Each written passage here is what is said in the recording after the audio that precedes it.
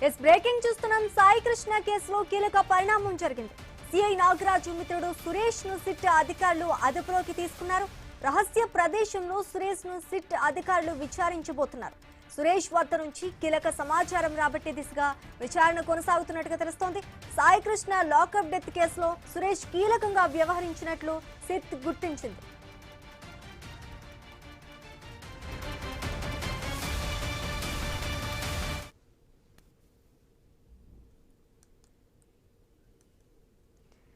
సాయి కృష్ణ కేసులో కీలక పరిణామం చోటు చేసుకున్నట్టు తెలుస్తోంది. ఇదే అంశానికి సంబంధించి పూర్తి డీటెయిల్స్ నాగేశ్వరరావు లైవ్ ద్వారా అందిస్తారు. నాగేశ్వరరావు చెప్పండి, అంటే సిట్ అధికారులు అదుపులో సిఐ నాగరాజు మిత్రుడు సురేష్ ను విచారిస్తోంది సిట్ అన్నట్టుగా తెలుస్తోంది. దీనికి సంబంధించి పూర్తి డీటెయిల్స్ ఏంటి? సాయి కృష్ణ సంబంధించిన ఏదైతే లాకప్ డెత్ సంబంధించిన అంశంపై అయితే సిట్ దూకుడు పెంచిన పరిస్థితి అయితే ఉంది. దాదాపుగా వరుసగా 17-18 మందిని విచారించిన సిట్ అధికారులు వెంటనే ఏదైతే సస్పెండ్ అయిన సిఐ నాగరాజుని కోర్టుకు పెట్టి కోర్టు రిమాండ్ విధించిన పరిస్థితి అయితే ఉంది. అదేవిధంగా ఈ కేసులో కీలకంగా మారిన సిఐ నాగరాజు ఫ్రెండ్ సురేష్ అయితే సిట్ అధికారులు అదుపులోకి తీసుకున్నారు. అతన్ని విచారిస్తున్న పరిస్థితి అయితే ఉంది. ఈ కేసులో ఆయన ద్వారా కీలక పరిణామాలు కీలకంగా ఉన్న ఆధారాలు రాబట్టే అవకాశం ఉన్నట్లుగా కూడా తెలుస్తుంది. అయితే సిట్ అధికారులు దాదాపుగా ఇద్దరు హెడ్ కానిస్టేబుల్ ప్రస్తుతానికి సిట్ అధికారులు కబురు చేసినప్పటికీ కూడా రాని పరిస్థితి అయితే ఉంది. అయితే ప్రస్తుతానికి సిఐ సస్పెండ్ అయిన సిఐ నాగరాజు సంబంధించిన మిత్రుడు అతని స్వతహాగా అతనితో పాటే ఉండే మిత్రుడు అని అయితే చెప్తున్నారు. దీనికి సంబంధించి సురేష్ అనే వ్యక్తిని అయితే సిట్ అధికారులు అదుపులోకి తీసుకుని విచారిస్తున్నారు. కీలకంగా అతని శ్రీకాంత్ సాయి కృష్ణకు సంబంధించిన డెడ్ బాడీ మిస్సింగ్ సంబంధించి వచ్చిన తర్వాత అతను అపస్మారక స్థితిలోకి వెళ్ళిన తర్వాత సురేష్ కబురు చేసినట్టు సురేష్ ఇక్కడికి వచ్చినట్టు అతనితో పాటు అదే విధంగా సిఐ నాగరాజుకి సంబంధించిన సిబ్బంది ఇద్దరు హెడ్ కానిస్టేబుల్ అశోక్ నవీన్ ఉన్నారో వాళ్ళిద్దరు కూడా వాళ్ళిద్దరుతో పాటు ఈ యొక్క సిఐ నాగరాజు ఫ్రెండ్ గా చెప్పబడుతున్న సురేష్ అయితే కీలకంగా ఉన్నట్టుగా తెలుస్తుంది. డెడ్ బాడీ ఇప్పటి వరకు అయితే ఆ మనిషిని సాయి కృష్ణని హతమార్చిన అంశం అయితే పూర్తిగా వెలుగులో సిట్ అధికారులు తీసుకొచ్చిన నేపథ్యం ఉంది. అయితే అక్కడి నుంచే సిఐ నాగరాజు సిట్ అధికారులు ప్రశ్నించినప్పుడు నోరు మెదపన పరిస్థితి అయితే ఉంది. దీనికి సంబంధించి కూడా సిఐ నాగరాజుని సిట్ అధికారులు విచారణ అంటే ఈ విషయంపై నాగరాజు స్పందించట్లేదని తన మిత్రుడు సురేష్ ను సిట్ అధికారులు అయితే మరి అదుపులో ఉంచుకుని దర్యాప్తు చేస్తున్నట్టుగా తెలుస్తోంది. మరి నాగరాజు మనకి ఎటువంటి విధంగా సమాచారం ఇవ్వలేదు. మరి తన ఫ్రెండ్ నుంచి అయినా రహస్యాలు బయట పెట్టే అవకాశం ఉందంటారా సిట్ అధికారులు? ఈ కోణంలోనే సిట్ అధికారులు దర్యాప్తు కొనసాగుతున్నట్టు మనకు పూర్తిగా తెలుస్తుంది.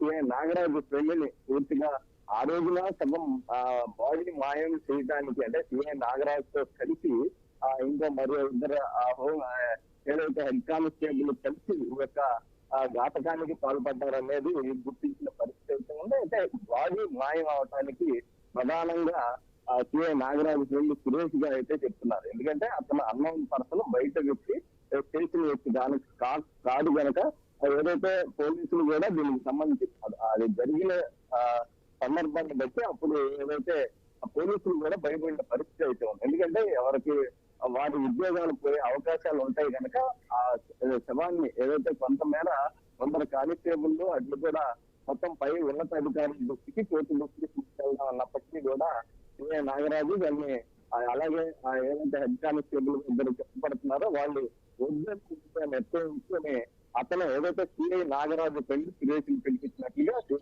నాగరాజు పెళ్లి సురేష్ వచ్చినప్పుడు బాడీ డెడ్ బాడీ ఉందో సాయి కృష్ణ దాన్ని అతనితో పాటు వీళ్ళు కూడా తీసుకునే విధంగా ప్లాన్ చేసినట్టు తెలుస్తుంది. అయితే దీనికి సంబంధించి సిట్ అధికారులు సురేష్ ని ప్రస్తుతం సీక్రెట్ ప్లేస్ లో విచారిస్తున్నారు. మొత్తంగా ఈ రోజు ఏదైతే ఏం జరిగింది, డెడ్ బాడీ ఎక్కడుంది, అసలు ఏం ఇచ్చారు, లేకపోతే కనుక అతను ఎలా చంపారు అనేది అయితే ఒక లాకప్ డెత్ లో చంపారు అనేది అర్థమైపోయినట్టుగా శిక్షాధికారులు దానికి సంబంధించి పూర్తిగా తీసుకున్నారు. అయితే బాడీకి సంబంధించినంత మాత్రం డెడ్ బాడీకి ఏమైంది అనేది ఒక మిస్టరీ ఉన్న నేపథ్యంలో ఏదైతే సిఐ నాగరాజు ఫ్రెండ్ సురేష్ ని సీక్రెట్ ప్లేస్ లో విచారిస్తున్నారు. అతని నుంచి కానీ ఏదైనా సమాచారం రాబడితే కనుక ఈ రోజు ఆ డెడ్ బాడీ మిస్టరీ కూడా ఉండే అవకాశం ఉంది.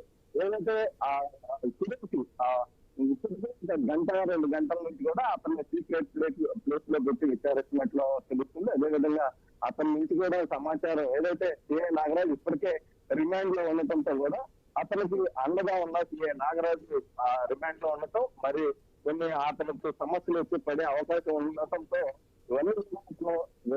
ఇచ్చే అవకాశం ఉందని కూడా శిక్షాధికారులు భావిస్తున్నట్టుంది.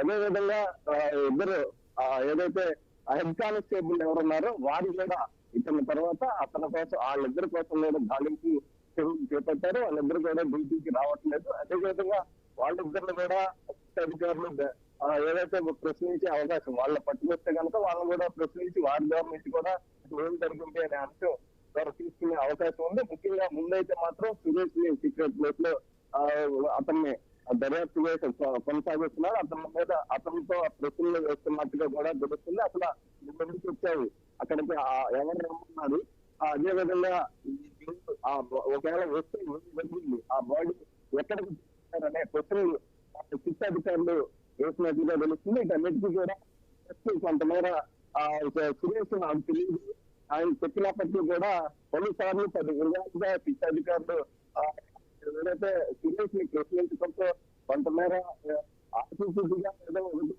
నామకేగా అతను బయటకు చెప్పినట్టుగా తెలుస్తుంది. అయితే బాడీ ఏం చేశారనే అంశం మాత్రం ఏదైతే సురేష్ అసలు నాకు తెలియదనే అంశంలోనే చెప్తున్నట్టుగా తెలుస్తుందో పుట్టితో అపస్మారక స్థితిలోకి వెళ్ళాడు, అప్పుడు నేను వచ్చాను, నేను వెళ్ళిపోయాను అనే విధంగా సురేష్ చెప్తున్నట్టుగా అయితే మనకు తెలుస్తున్న సమాచారం. మొత్తంగా గంటలు జరిగితే పూర్తిగా విచారిస్తే కనుక అసలు డెడ్ బాడీ మాయం ఎలా అయింది ఏంటనే అంశాలు బయటకు వచ్చే అవకాశం ఉంది. Thanks for the update Nageswararao.